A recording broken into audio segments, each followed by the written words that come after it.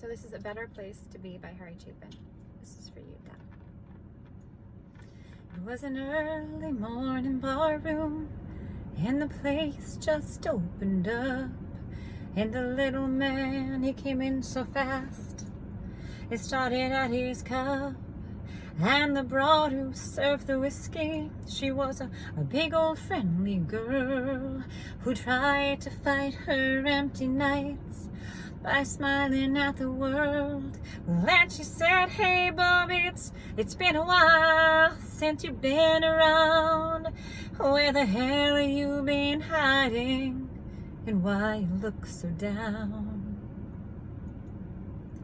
And the little man just sat there like he'd never heard a sound.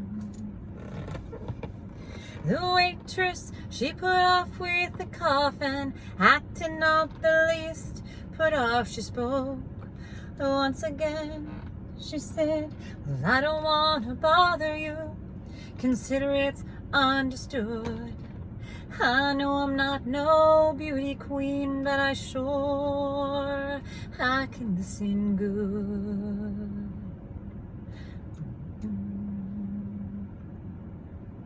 And the little man took his drink in his hand, and he raised it to his lips, and he took a couple of sips, and then he told the waitress his story.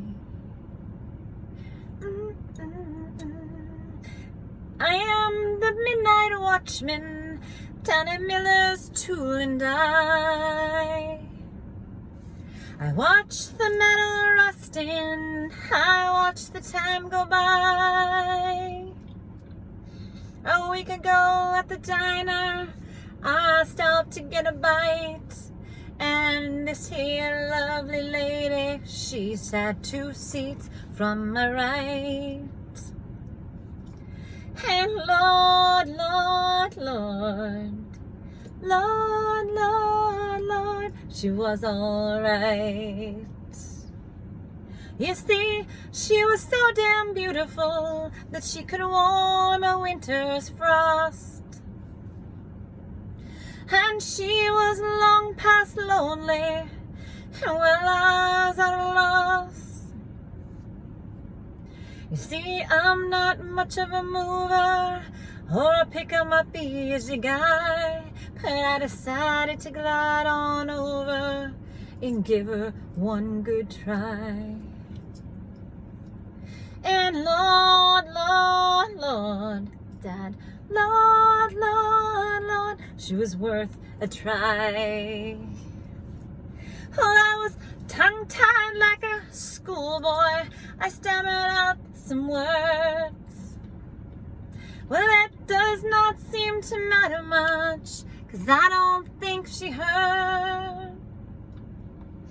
She just looked plain on through me to a space back in my head. It shamed me into silence as quietly she said, "If you want me to come with you, that's alright with me. 'Cause though I'm going nowhere, and anywhere's a better place to be."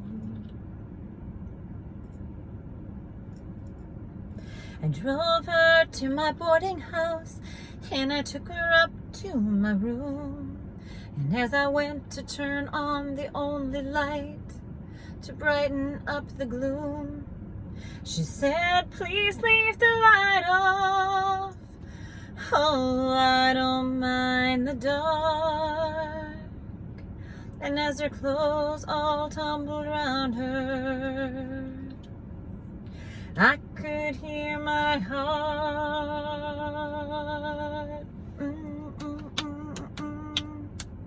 Moonlight shone upon her as I lay back in my bed. It was the kind of scene I'd only had imagined in my head. I just could not believe it, to think that she was real.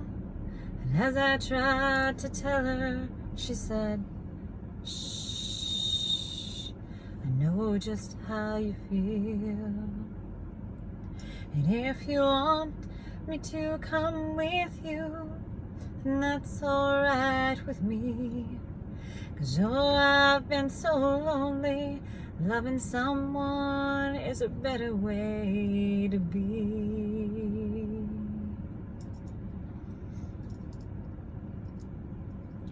Morning came so swiftly. I held her in my arms.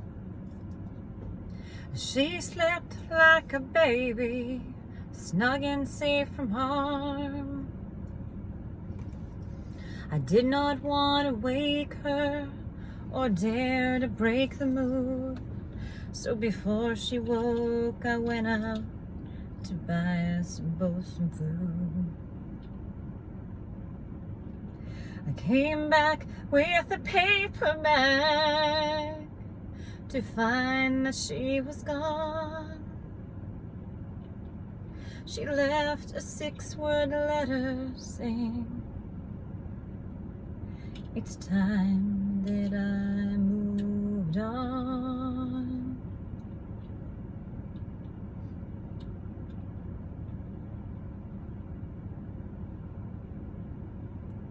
Now the waitress, she took her bar rag and she wiped it across her eyes. And as she spoke, her voice came out as something like a sigh. She said, "I wish that I were beautiful, or that you were halfway blind. I wish I weren't so goddamn fat. I wish that you were mine. And I wish that you would come with me when I leave for home. 'Cause we both know all about emptiness and living all alone." And the little man looked at the empty glass in his hand, and he smiled a crooked grin. He said, "I guess I'm out of gin, and I know we both have been so lonely. And if you want me to come with you, well, that's alright with me.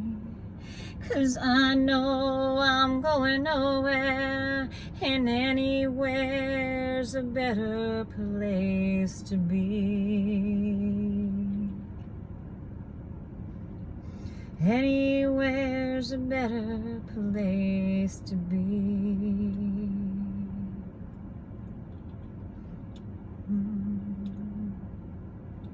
So picture that with my dad and music and a Budweiser.